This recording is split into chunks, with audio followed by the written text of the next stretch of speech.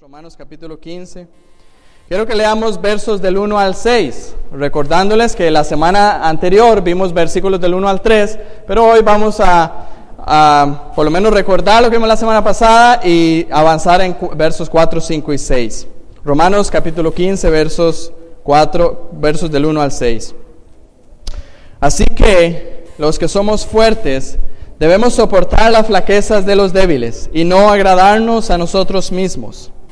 Cada uno de nosotros agrade a su prójimo en lo que es bueno para edificación, porque ni aun Cristo se agradó a sí mismo. Antes bien, como está escrito, los vituperios de los que te vituperaban cayeron sobre mí. Porque las cosas que se escribieron antes para nuestra enseñanza se escribieron, a fin de que por la paciencia y la consolación de las Escrituras tengamos esperanza.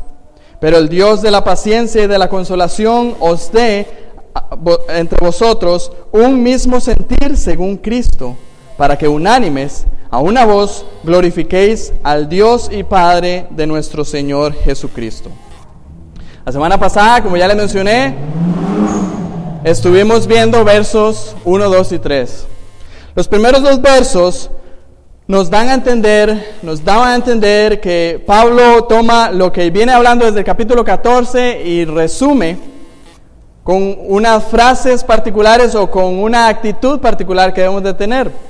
Vemos claramente el verso 1 que nos dice: a los fuertes en la fe, soportar las flaquezas de los débiles. Pero no solamente a los fuertes, sino a todos también. El verso 2, particularmente, cada uno de nosotros agrade a su prójimo en lo que es bueno para edificación. No busquemos nuestro propio agrado, busquemos el agradar a nuestro prójimo. Poniéndolo en frases que vienen desde el Antiguo Testamento: amarás a tu prójimo como a ti mismo. Y eso es lo que Pablo nos dice. Si quisiera resumir todo lo que he venido hablando desde el capítulo 14, les diría: eso es lo que tenemos que hacer. No agradarnos a nosotros mismos, sino agradar a nuestro prójimo. Y ahora en el verso 3 nos pone un ejemplo que es el ejemplo majestuoso, es nuestro modelo a seguir, es el Señor Cristo, que nos dice en el verso 3: porque ni aun Cristo se agradó a sí mismo. O sea, Cristo, siendo el Hijo de Dios, no estimó el ser igual a Dios, sino que no se agradó a sí mismo, sino que vino a esta tierra y vino con una misión: agradar al Padre y en ello traer grande beneficio a nosotros. Quiero nada más resaltar, para poder entrar al texto que nos compete hoy, dos cosas que vimos o dos conclusiones que sacamos la semana anterior: que la unidad en la iglesia, de lo que viene hablando Pablo, se trata básicamente de que seamos cristianos altruistas.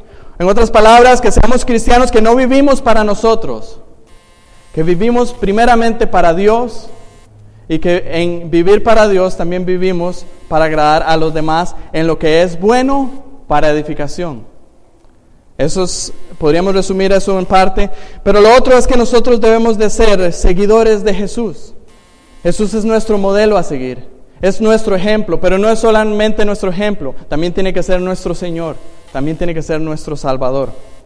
Ahora alguien podría preguntar hasta ese punto: ok, ya me vienen diciendo lo que yo debo de hacer, pero yo quiero que se me diga también cómo puedo hacerlo. Y yo creo que Pablo, inspirado por el Espíritu Santo, nos dice en los siguientes versos cómo podemos entonces lograr todas estas cosas. Desde el capítulo 14, versículo 1, se nos viene diciendo un montón de indicaciones de qué es lo que debemos de hacer, de qué es lo que debemos que hacer. Pero muchas veces nosotros necesitamos que nos digan cómo podemos hacerlo, ¿no es cierto? Y aquí Pablo delinea en los versos 4, 5 y 6 dos cosas que son los dos puntos de esta predicación. Es que, ¿cómo podemos llegar a esta unidad que nos está exigiendo aquí el apóstol Pablo? Primero que nada, por las Escrituras. Y después, añadido o adjunto a eso, por el poder de Dios. Y esas son dos cosas particularmente que, lamentablemente hay que decirlo, en la iglesia se han minimizado, se han puesto de lado. Las Escrituras, pensemos en esto. Las Escrituras es algo que se ha puesto completamente de lado. Ya no Hay iglesias que ya no creen que las Escrituras son suficientes como única regla de fe y práctica, como menciona nuestra confesión. O hay muchas iglesias que tienen esa confesión, dicen eso, pero no lo practican de esa manera. Han abierto sus puertas a la psicología, han abierto sus puertas a lo que dice el mundo, a lo que dice la sociedad, y presta más atención a cosas externas y no tanto a lo que realmente las Escrituras, como regla suficiente de fe y de práctica, nos dicen. Y lamentablemente eso es algo que se ha hecho mucho hoy en día. Se pone la palabra de Dios de lado, pero ignoramos, y es mi intención que podamos ver en esta mañana, que a través de las Escrituras nosotros podemos llegar a vivir la vida tal y como Dios nos demanda. Y otra cosa también, el otro punto que les menciono es el poder de Dios. Hemos dejado de confiar en el poder de Dios para cambiarnos y conformarnos a su imagen. Usted me dirá, ¿cómo? Bueno, hay todo un movimiento en medio de la iglesia que nos habla acerca del poder que está en uno. ¿No es así? De que yo puedo hacer todas las cosas que yo me propongo solamente si yo lo creo. Y hace un resaltamiento del ser humano. Hay el eslogan de una iglesia, quizá una de las iglesias más grandes en Estados Unidos, es: descubre el campeón que hay en ti. Y se escriben toda clase de escritos de que todo aquello que usted se procure hacerlo, usted lo va a lograr y usted va a triunfar y usted va a poder lograrlo. Y en eso, lo que hacemos nosotros es que ignoramos que nosotros no podemos hacer absolutamente nada si no es por el poder de Dios obrando en nosotros.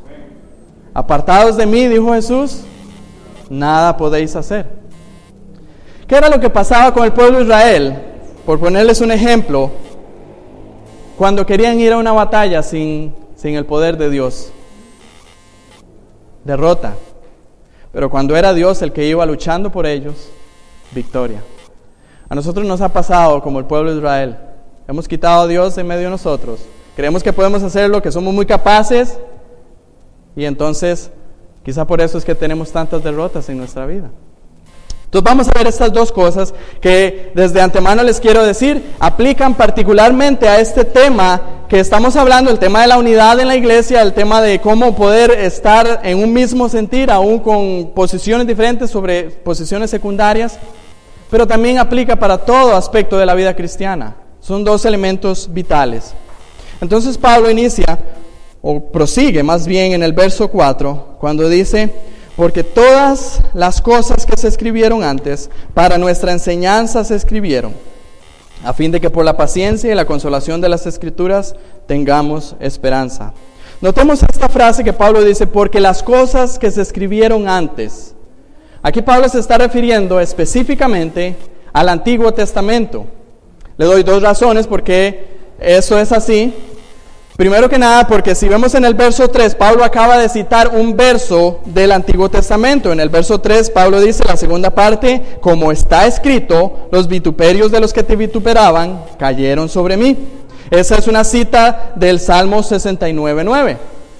Entonces, aquí Pablo lo que dice, acabo de citar un verso del Antiguo Testamento y ahora dice, las cosas que se escribieron antes, se está refiriendo al Antiguo Testamento. Ahora, otra razón por la cual Pablo aquí se está refiriendo al Antiguo Testamento es porque el Nuevo Testamento aún no había sido escrito. De hecho, estaba escribiendo el Nuevo Testamento. Entonces, entendamos que particularmente aquí Pablo se está refiriendo al Antiguo Testamento. Por supuesto, la palabra de Dios es viva. Quiere decir que esta palabra no murió cuando Pablo la escribió, sino que sigue siendo viva. Y ahora perfectamente podemos entender que esta frase, aunque Pablo la escribió refiriéndose al Antiguo Testamento, hoy encierra todo el Antiguo Testamento y el Nuevo Testamento también. Porque hoy para nosotros esta frase viene a ser de la misma manera, las cosas que se escribieron antes. El Antiguo Testamento y el Nuevo Testamento para nosotros son esas cosas que se escribieron antes. Se está refiriendo a las Escrituras como tal. Pero Pablo lo que está diciendo aquí, lo que está haciendo básicamente es justificando el uso que él le da a las Escrituras, que valga la redundancia, se escribieron antes. Ya que Pablo acaba de mencionar un texto de la Biblia, del Antiguo Testamento, y dice, como está escrito. Y eso es algo que no solamente Pablo hace aquí, sino que hace en diferentes ocasiones. Tan solo en esta carta de Romanos, si nos devolvemos al capítulo anterior, en el versículo 11 dice, porque escrito está. Y si nos devolvemos al capítulo 12, la segunda parte también dice, porque escrito está. Y cita al Antiguo Testamento. Pablo continuamente hace referencia al Antiguo Testamento. Y aquí en este versículo particularmente él dice, les voy a dar la razón por la cual yo cito continuamente el Antiguo Testamento. O en días de hoy podría decirles, les vamos a dar la razón de por qué nosotros utilizamos este libro, para nosotros exponerlo, para que esta sea la única regla de fe y de práctica. Y esta es la razón, dice Pablo, porque las cosas que se escribieron antes para nuestra enseñanza se escribieron. La palabra enseñanza aquí nos habla básicamente del acto de enseñar, de instruir o de doctrinar. Esa palabra se traduce del griego al español en diferentes ocasiones, tanto como enseñanza a como doctrina. Pero yo quiero que entendamos algo. Esta enseñanza no es solamente algo intelectual, no es solamente una información que nos llega, sino que, como dice un comentarista, William Hendrickson, aquí la palabra instrucción indica mucho más que la comunicación de conocimiento intelectual. El énfasis, de hecho, recae en el conocimiento práctico, conocimiento que puede ser y debe ser aplicado a vivir la vida como creyente. Esta enseñanza es una enseñanza práctica, no es simplemente información que nos llega a la cabeza y nos metemos la cabeza de información y tenemos todo un conocimiento teológico y qué bueno, sino que esta es una información, una enseñanza que viene a nosotros para ponerla en práctica. Es como cuando podemos hablar, por ejemplo, yo le estoy enseñando, si yo les dijera, yo le estoy enseñando a mi esposa a conducir. Y cuando yo les digo, yo le estoy enseñando a mi esposa a conducir, el resultado que ustedes esperan es que de aquí a tanto tiempo mi esposa esté manejando un carro. No es que yo le estoy enseñando a mi esposa a conducir y luego ella va a poder decirle, sí, mira, el clutch se utiliza de esta manera, el gas es para eso y solamente eso. No, cuando yo les hablo de enseñando, les estoy hablando de algo práctico, de algo vivencial. ¿Y qué es lo que nos está diciendo Pablo acá? Lo que Pablo está señalando es que las Escrituras no son un libro de mera información, no es un libro cualquiera, no es un libro de consulta al cual podemos acudir, no es como un diccionario que vamos y buscamos algún significado y luego ya seguimos adelante con nuestra vida. Pablo nos dice aquí que las Escrituras nos fueron dadas con un propósito. Ese propósito es para que aprendamos, para que nosotros no solamente entendamos las cosas, sino que también seamos instruidos en el cómo andar, en el cómo vivir. Las Escrituras y solo las Escrituras. No estamos hablando aquí de que esto es una opción de cómo vivir, sino que esta es la opción. Esta es la única regla de fe y de práctica. Como ya dijimos, Pablo está hablando aquí particularmente del Antiguo Testamento, pero entendemos que es todo la Biblia, todas las Escrituras. Ahora alguien me preguntará, ¿por qué? ¿Por qué solo la Biblia? Porque aquí estamos hablando y refiriendo que solamente las Escrituras son la única regla de fe y de práctica. ¿Por qué Pablo aquí nos refiere a que son las Escrituras solamente? ¿No podemos pensar en otros escritos? Quiero que me acompañe a 2 de Pedro capítulo 1 y verso 20.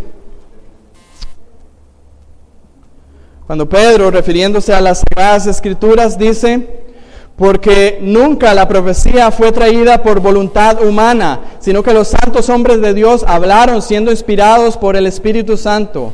Hay un elemento que hace este escrito que sea sagrado. Hay un elemento que hace este escrito que sea la única regla que nosotros tenemos de instrucción, y es que es un escrito que es inspirado por Dios. No viene de voluntad humana. No fue que a Pablo se le ocurrió de repente escribir algún tipo de cosas, consejos buenos para una buena vida, sino que Dios, en su soberanía y su gracia para con nosotros, nos revela su voluntad para que nosotros la tengamos escrita. Eso es algo maravilloso. Y no solamente eso, sino que ese escrito inspirado es útil para nosotros. 2 Timoteo capítulo 3, verso 16, un texto que debemos de tenerlo todos de memoria bien claro y aplicándolo en nuestra vida. Toda escritura es inspirada por Dios y es útil para enseñar, para redarguir, para corregir, para instruir en justicia, a fin de que el hombre de Dios sea perfecto, sea entero, completamente preparado para toda buena obra. Las cosas que se escribieron antes, dice Pablo, para nuestra enseñanza, para nuestra instrucción y aplicación se escribieron. Que Pablo nos explica por qué es que él cita tanto las Escrituras, por qué es que nosotros predicamos de este libro.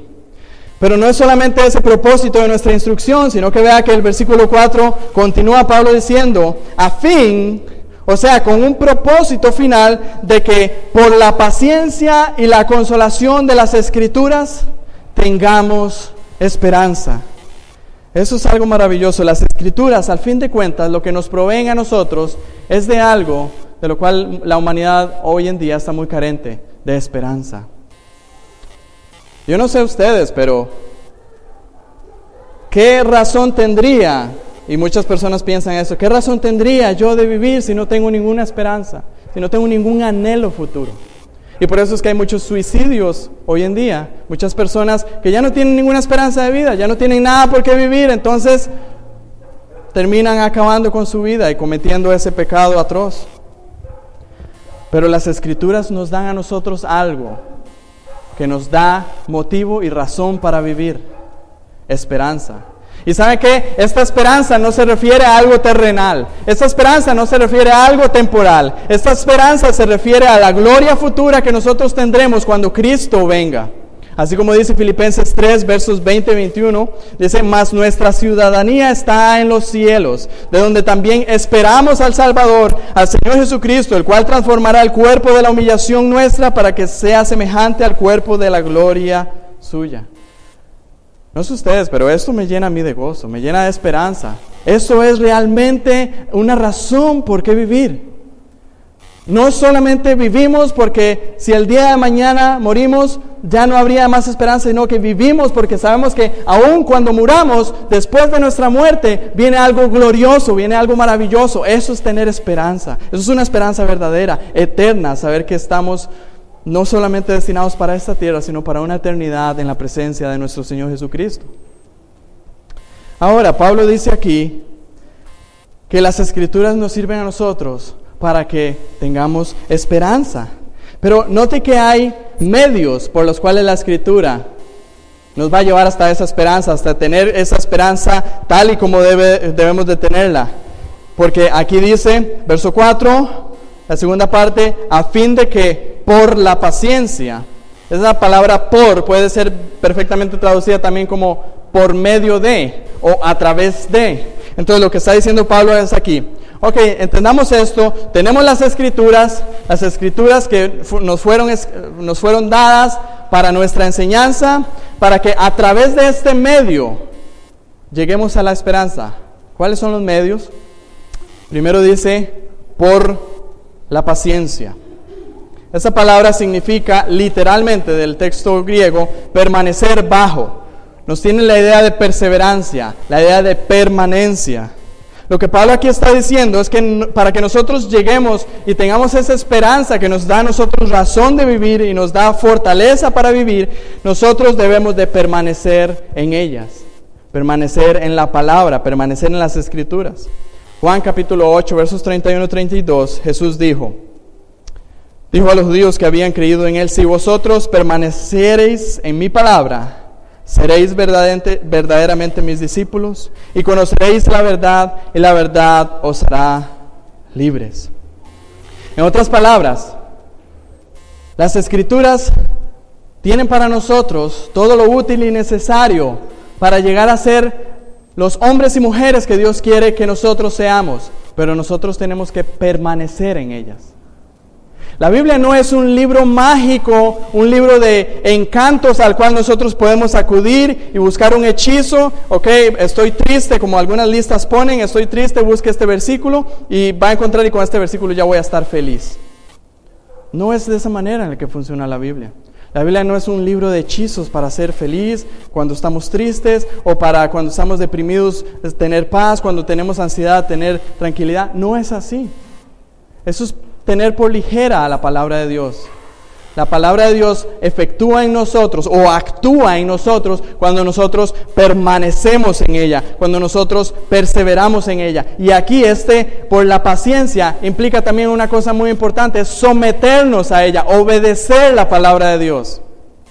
No podemos esperar tener ningún resultado de lo que la palabra de Dios nos provee a nosotros si nosotros no estamos dispuestos a obedecerla, si nosotros no estamos dispuestos a seguir lo que ella nos da. Un ejemplo magnífico de esto sería el Salmo 19. Quiero que me acompañe. Salmo 119, perdón. Obviamente no lo vamos a leer todo, aunque me gustaría. Pero Salmo 119, quiero que vamos versos 81 al 83.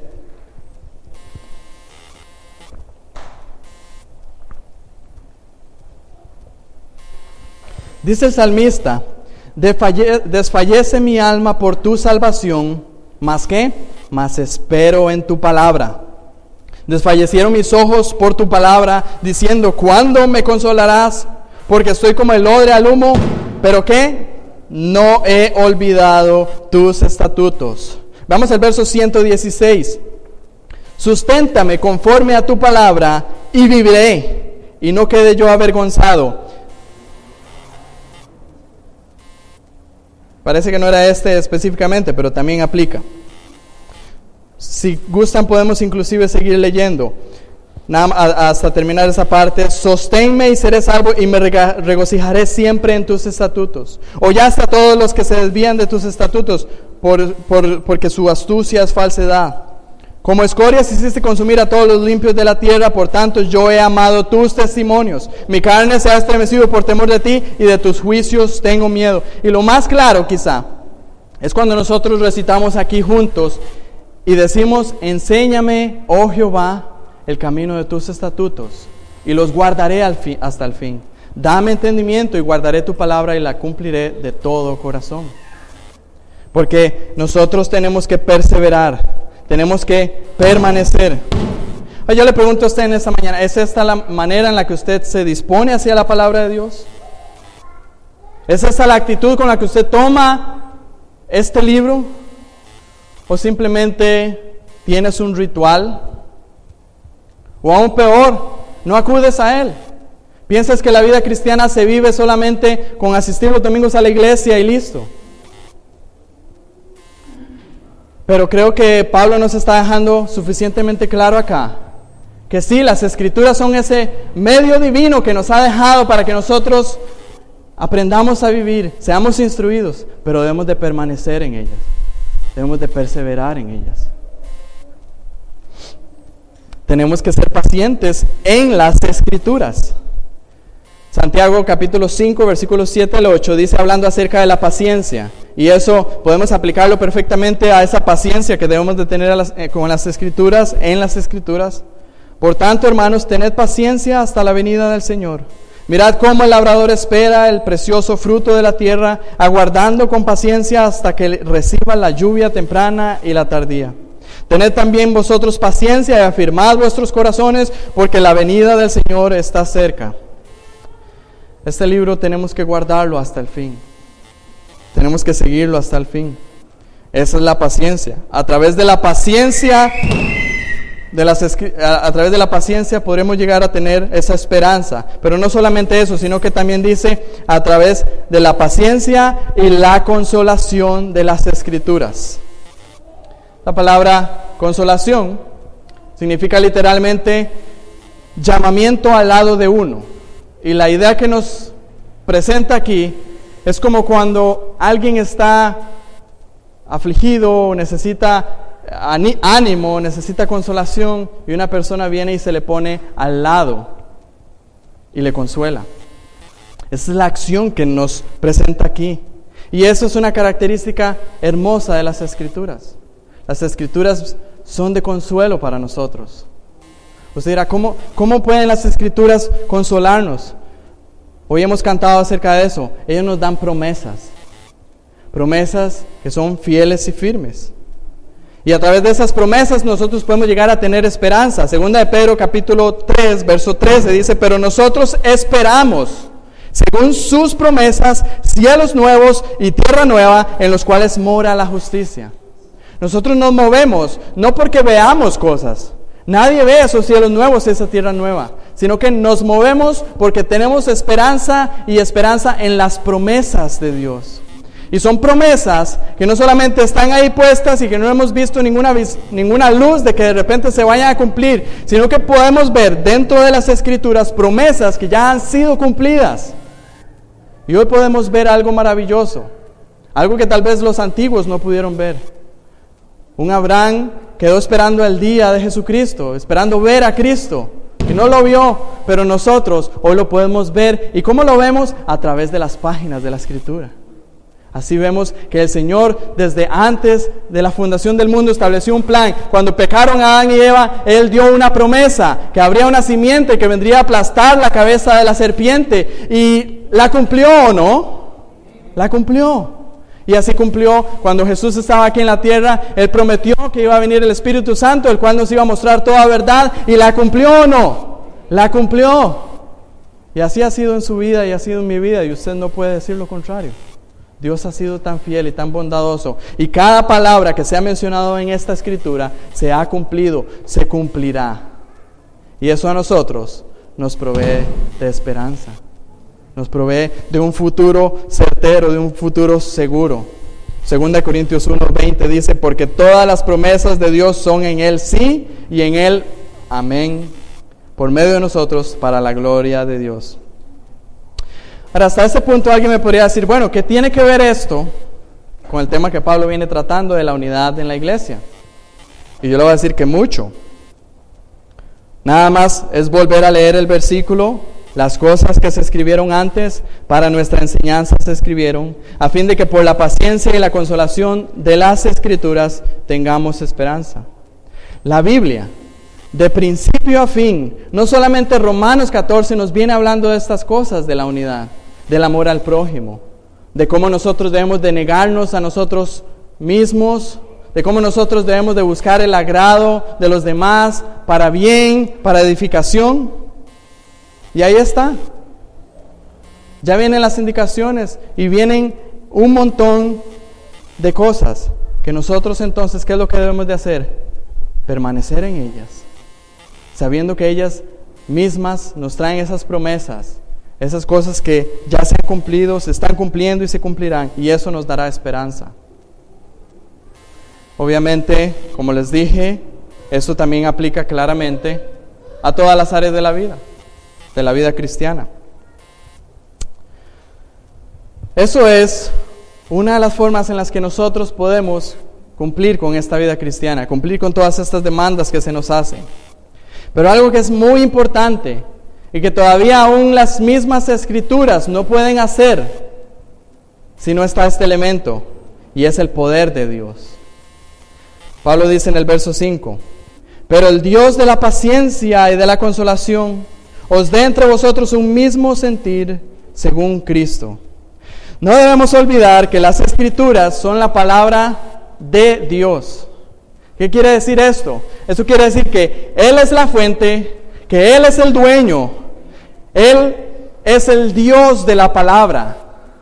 Entonces, por eso Pablo aquí, cuando él viene y nos dice, bueno, nosotros podemos vivir esta vida cristiana, nosotros podemos tener esperanza por medio de la paciencia y la consolación de las Escrituras, pero no olvidemos una cosa, que el Dios verdadero es el Dios de la paciencia y de la consolación. ¿Cómo vamos a poder perseverar a través de las Escrituras?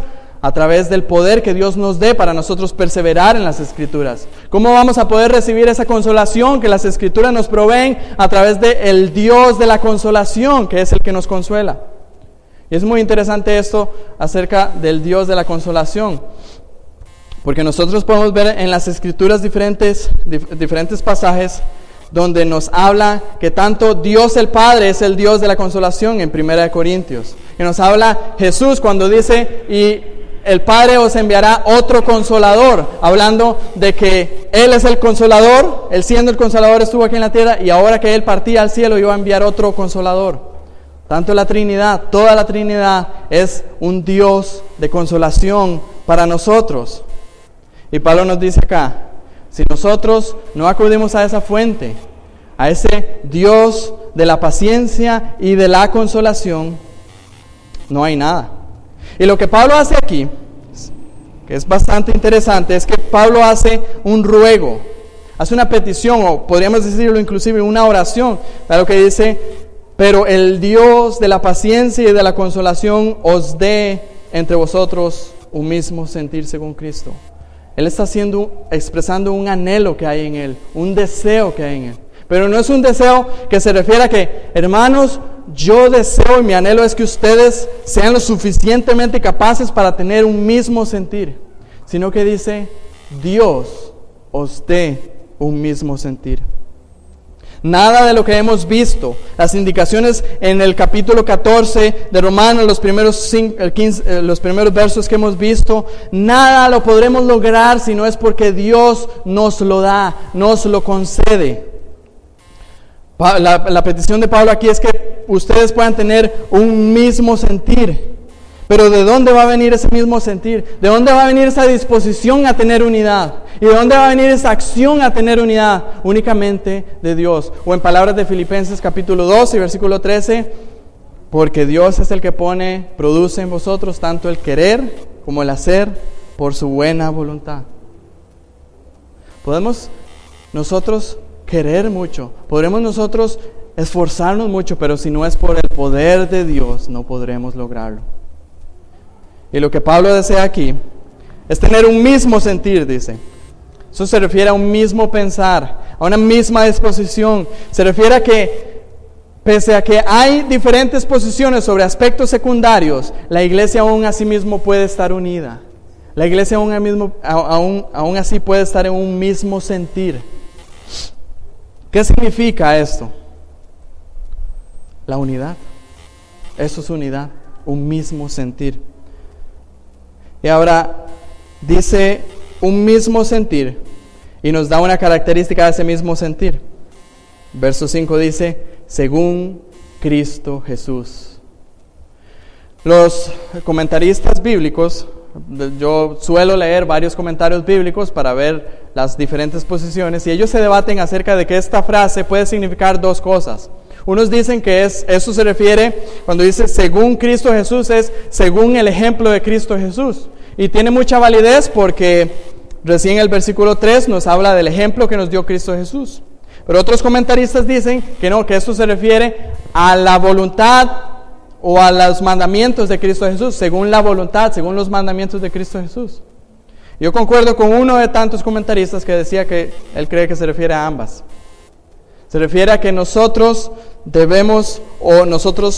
Pablo aquí está orando y pidiendo para que Dios os dé el mismo sentir, según Dios lo ha mandado y según Dios nos lo ha dado de ejemplo en su Hijo Cristo Jesús. Ambas cosas pueden ser perfectamente entendidas, según Cristo Jesús. Ahora se puede decir, ¿cómo puede concedernos Dios tener un mismo sentir? ¿Cómo podemos lograr eso? Y la respuesta está implícita en este mismo versículo. Vuelvo a decir, ¿qué es lo que está haciendo Pablo acá? Él está expresando un ruego, está expresando un anhelo. En otras palabras, Pablo está orando por los cristianos en Roma.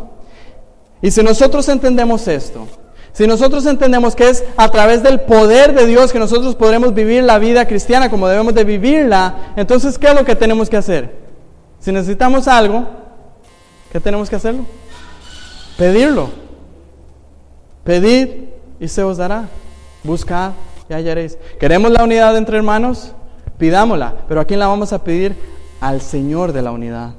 Al Dios que nos va a dar a nosotros ese mismo sentir. Queremos vivir esta vida cristiana. Tenemos nuestras luchas con estos pecados que nos atacan, esas debilidades que tenemos. ¿Cómo podemos que el Señor Todopoderoso nos dé ese poder para vencer esas tentaciones? Pidámosle a Él. Y aquí entonces se nos presenta con un elemento también vital, la oración. Y aquí entonces me veo en la obligación de hacer una pregunta directa. ¿Cómo está tu vida de oración? ¿Acudes a Dios constantemente en oración? ¿Dependes de Él? ¿Dependes de su poder? Y sabes que no puedes hacer absolutamente nada lejos de Él, por lo tanto tú acudes a Él en oración, rogándole, suplicándole para que su poder se manifieste en ti, para que vivas una vida como Él demanda. ¿O piensas que la oración es algo aburrido? ¿O piensas que la oración es solamente los domingos? ¿Cómo está tu vida de oración? Creo que es importante que meditemos en esto. Pablo nos ha presentado aquí, ya hemos visto, con las Escrituras y con la oración. La oración es la manera en la que nosotros rogamos que el poder de Dios se manifieste en nosotros. Ahora, notemos algo particular de este ruego de Pablo en el verso 6. Porque Pablo dice, pero el Dios de la paciencia y de la consolación os dé entre vosotros un mismo sentir según Cristo Jesús, con un propósito, para, dice el verso 6, para que unánimes a una voz glorifiquéis al Dios y Padre de nuestro Señor Jesucristo. El propósito último de la búsqueda de la unidad en medio de la iglesia es la gloria de Cristo, es la gloria de Dios. Ese es el propósito, es la finalidad principal del hombre en todas las cosas, es la gloria de Dios. Eso nosotros lo entendemos. Y eso Pablo lo trae nuevamente a la memoria. No nos enredemos, no nos confundamos. Aquí lo que buscamos realmente, por lo que pedimos, por lo que rogamos y por lo que caminamos, es para que el poder de Dios se manifieste, haciendo unánimes para que al final Dios sea glorificado. Y es interesante notar también la manera particular en la que Pablo dice que nosotros podríamos darle gloria a Dios. Dice, para que unánimes a una voz glorifiquéis al Dios y Padre nuestro Señor Jesucristo. ¿Cómo lo vamos a hacer? ¿Cómo podemos glorificar a Dios en esa unidad? Unánimes a una voz. La palabra unánimes significa de común acuerdo, con una misma mente, unánimes. Y a una voz, es muy interesante, que literalmente significa con una misma boca. Y uno diría, ¿cómo puede ser eso, con una misma boca, si todos tenemos diferentes bocas? Y aquí yo creo particularmente que Pablo tiene en mente nuevamente la idea de que la iglesia es un cuerpo. Y que si la iglesia es un cuerpo, solamente tiene una boca. No es una boca física, es una boca espiritual. Por lo tanto, Pablo dice, si el poder de Dios actúa, si nosotros nos sometemos a ese poder de Dios obrando en nosotros, nosotros podríamos llegar a unánimes, con una misma mente y con una misma voz, elevar gloria a nuestro Dios. Y eso es maravilloso. Eso es realmente unidad. La unidad de la iglesia no se trata de que todos debemos de pensar exactamente iguales. No se trata de que todos debemos de ser clones. Sino que aún en medio de nuestras diferencias, venimos de diferentes nacionalidades, de diferentes formas de educación, de diferentes lugares, de diferentes idiomas, diferentes lenguajes, y aún así podremos ser unidos y glorificar a Dios con una misma mente y con una misma voz. ¿Por qué es esto? Porque hay cosas que son esenciales. Efesios 4, capítulo 4, versos 4 al 6 nos dicen que por qué es que nosotros podemos llegar al Señor con esa adoración, con esa darle gloria. Porque nosotros podemos estar en un cuerpo y en un espíritu, como fuisteis llamados en una misma esperanza de vuestra vocación. Un Señor, una fe, un bautismo, un Dios y Padre de todos, el cual es sobre todos y por todos y en todos. Si tenemos estas cosas, tenemos unidad. Las demás cosas son secundarias. Y sobre estas cosas entonces lo que tenemos que tener es no agradarnos a nosotros mismos, sino agradar al prójimo. Y por eso entonces Pablo termina, glorifiquéis al Dios y Padre de nuestro Señor Jesucristo. No estamos adorando a un Dios cualquiera, o a un Dios entre muchos. Estamos adorando al único Dios y al único hijo de ese único Padre, que es Jesucristo. La Biblia es nuestro único manual de instrucción. Dios la diseñó, en su gracia la reveló para nosotros a través de los siglos. No fue algo que se dio de una sola vez. Para que nosotros, al perseverar en ella y al recibir de ella consolación, nosotros podamos tener esperanza. Y en términos de la unidad de la iglesia, si nosotros seguimos sus enseñanzas, si seguimos lo que ellas nos indican, tal y como debemos de hacerlo, obtendremos no solamente esa unidad, sino que obtendremos paz, obtendremos un futuro certero, seguro. Esa es la esperanza de las Escrituras. Y por otro lado, debemos de depender del poder de Dios en oración. Porque si nosotros no dependemos del poder de Dios, en nuestras fuerzas nos va a pasar lo mismo que el pueblo de Israel cuando quería ir a luchar sin Dios. Derrota. No podremos lograrlo. Vamos a orar. Gracias, Padre, por esta mañana y por este tiempo de tu palabra. Gracias porque realmente ella es viva y es eficaz, porque ella nos da a nosotros lo que necesitamos, no solamente para la unidad en la iglesia, sino para todo aspecto de nuestra vida cristiana. Sea la gloria para ti. Solamente tu nombre sea exaltado, Señor. Te alabamos y te adoramos. En el nombre de Cristo Jesús. Amén.